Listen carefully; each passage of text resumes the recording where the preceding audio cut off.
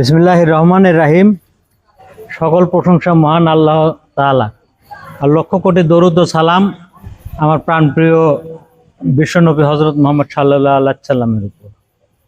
আর আমি বিশেষভাবে কৃতজ্ঞ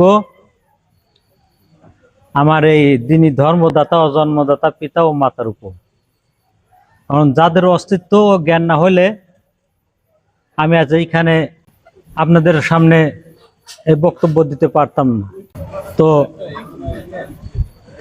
এই যে অস্তিত্ব এবং নূর,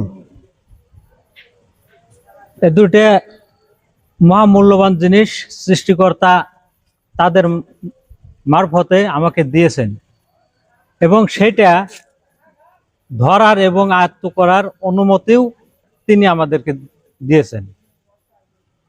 যখন আমি আমার পিতার কাছ থেকে হেদায়েত গ্রহণ করেছি, তখন আমি সেই অনুমতিটা পেয়েছি, যেটা অর্জন করলে আমি চিরমুক্তির পথে যেতে পারি।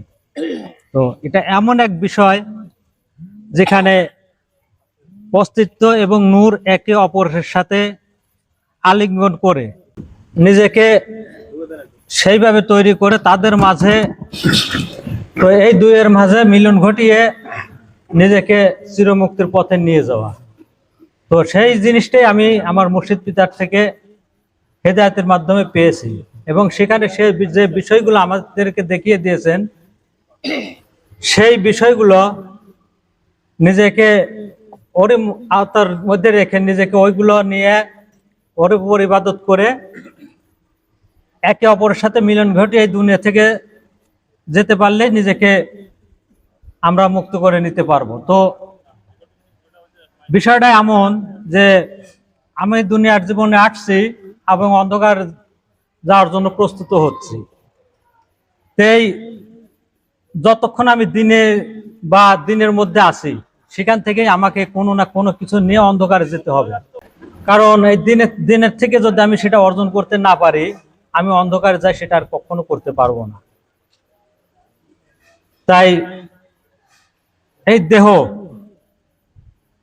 যেখানে আমি বলতে কিছু নেই আবার কিছু আছে, সেটা এবং সেই নূর একে অপরের সাথে মিলন ঘটে এখান থেকে যেতে হবে। তো আমি বলতে বোঝাইতেছে আমার হাত, আমার মাথা, আমার পা, কিন্তু সবাই দাবি করতেছে আমার। সেই আমি কে? আমি বলতে কিছু নেই, শূন্য থেকে শুরু করেছি, আবার শূন্যতে আমাকে ফেরত যেতে হবে। আর এই সময়ের মধ্যে যদি দেখি যে আমি বলতে কিছু নেই, আবার কিছু একটা আছে, সমগ্র বডিকে আমার পিতামাতার দেওয়া একটা নাম, সেটাই হচ্ছে আমি। যদি আমি মারা যাই, তে বলবে যে জাকির মারা গেছে, একথা বলবে না যে জাকির নূর মারা গেছে। তো সেই জাকের আর নূর একে অপরের সাথে মিলন ঘটে এই দুনিয়া থেকে আমাকে যেতে হবে। আর তার পরিপূর্ণ ধর্ম আমাদের পিতা আমাদেরকে দিয়ে দিচ্ছেন, যে কোনটা করলে তোমার কোনটা কি হবে, কোনটা করলে কোনটা কি হবে। সালাত, যে সালাত তিনি আমাদের দেখাই দিয়েছেন, সালাতের ইবাদত আছে, সালাতের মূল মন্ত্র তিনি আমাদের শিখাইছেন, এবং সমস্ত বডি এবং সমস্ত আত্মার মূল মন্ত্র তিনি আমাদের কালমা শিখিয়ে দিয়েছেন। প্রত্যেকটা জিনিসের আলাদা আলাদা মূল মন্ত্র আছে, যেটাকে ওই জিনিসের ইবাদত বলে। আমি যদি আমার এই সালাতের মূল মন্ত্র পড়ে যদি বলে যে আমি কালমা পাঠ করছি, আমার দেহ মুক্তি করে হওয়া হবে না ওটা, কারণ প্রত্যেকটা অঙ্গ প্রত্যঙ্গেরই এবং প্রত্যেকটা কর্মেরই ইবাদত আছে। সেই ইবাদতের মূল মন্ত্র পাঠ করাকে ওই বিষয়ের ইবাদত বলে।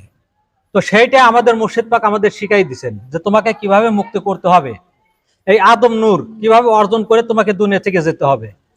আমরা যদি এক্সাম্পল ধরি যে এই দুনিয়াতে একটা ছেলে এবং মেয়ে, এদের মধ্যে যদি কোনো গভীর সম্পর্ক এবং প্রেমময় মধুর সম্পর্ক গড়ে ওঠে, দেখা যাবে যে একজন অপরজনকে ছাড়া কোনোভাবেই জীবিত এই দুনিয়ায় থাকে না। একজন অপরজনকে ছাড়া কোনোভাবে এই দুনিয়ায় জীবিত তারা থাকতে চায় না বা থাকে না। এটা আমরা নারী পুরুষের মধ্যে দেখতে পাই। সেম সিস্টেম আমাদের এই দেহ ভাণ্ডও তাই। যদি একে অপরের সাথে মিলন এইভাবে ঘটিয়ে যেতে পারে, তাহলে আমার ওই কবরে আমার ওই ভয় নেই। ওই 3.5 হাত মাটির নিচে আমাকে থাকতে হবে না, ওখানে ওর থেকে উদ্ধার করার মতো নূর আমি অর্জন করে দুনিয়াতে নিয়ে গেছি, আমার এই দেহ ভাণ্ড। তো আমি হয়তো আজ প্রথম বক্তব্য দিচ্ছি মাইকের সামনে, আমার অতীতে কোনো বক্তব্য এরকম দেওয়ার রেকর্ড নেই। তো হয়তো ভবিষ্যতে আরো দিতে পারি 2-4টা বক্তব্য, যদি হয়তো যদি সৃষ্টিকর্তা আমাকে সেই তৌফিক দেয় এবং আমার পিতার আদর্শ অনুযায়ী যদি আমাকে আমার অন্তর তাড়না করে যে তোমাকে এখন এগুলো বলতে হবে, অবশ্যই আমি আবার এই মাইকের সামনে উপস্থিত হব এবং আদম নূরের আদর্শ নিয়ে কিছু বক্তব্য বলবো। আর আমি এই জায়গার ব্যাপারে আমার বাবা যে আদর্শের উপর আমাকে রেখে গেছেন, আমি তার এক কিঞ্চিত পরিমাণও তার বাইরে যাব না। এখানে আমি সমস্ত হেদায়েতি ভাইদের উদ্দেশ্য করে বলতে চাই যে এখানে আমার হয়তো আত্মীয় স্বজন যারা আছে তাদের সাথে আমার রক্তের সম্পর্ক, কিন্তু যদি আমরা এটা দেখি যার হেদায়েতি ভাই যারা আছে আমাদের এখানে বা বাইরে যারা আছেন, হয়তো তারাও এই ভিডিও দেখবেন, তাদের সাথে আমার আত্মার সম্পর্ক আমার বাবা করে দিয়ে গেছে। বাবা এও বলেছেন যে তোমরা এক ভাই আর এক ভাইয়ের আয়না স্বরূপ, এক ভাই আর এক ভাইয়ের আয়না স্বরূপ। তাই আমি সমস্ত সকল হেদায়েতীদের বলবো যে আমি ওই রক্তের সম্পর্ক চাইতে আমি এই আত্মার সম্পর্ককে বড় করে দেখি, কারণ রক্তের সম্পর্ক কাউকে মুক্তি দেয় না, আত্মার সম্পর্কে মুক্তি দেয়। তাই আমি সকল হেদায়েতি ভাইকে সম পর্যায়ে দেখি এবং একে অপরের আয়না স্বরূপ আমি মনে করি। তাই যদি কারো মাঝে আমার সম্বন্ধে কোনো ধারণা থেকে থাকে সেজন্য আমাকে প্রশ্ন করে। আর এইখানে আমি আমার তরফ থেকে যতটুকু মুর্শিদ পাকের জায়গা পেয়েছি, আমি সেই জায়গার উপর সমস্ত হেদায়েতীকে আমন্ত্রণ জানাই এবং আমার তরফ থেকে কোনো বাধা থাকবে না, এবং আমি ব্যক্তিগতভাবে এই জায়গা কোনোদিন নিজস্বভাবে ব্যবহারও করতে আসবো না। এটা আমার ওয়াদা, আদম নূরের সন্তানের ওয়াদা। তো যাই হোক, আমি আর বক্তব্য বাড়াইতে চাই না, আমি আমার বক্তব্য এখানেই শেষ করছি। আমার সকল হেদায়েতি ভাইদের প্রতি সালাম জানিয়ে আসসালামু আলাইকুম ওয়া রাহমাতুল্লাহি ওয়া বারাকাতুহু।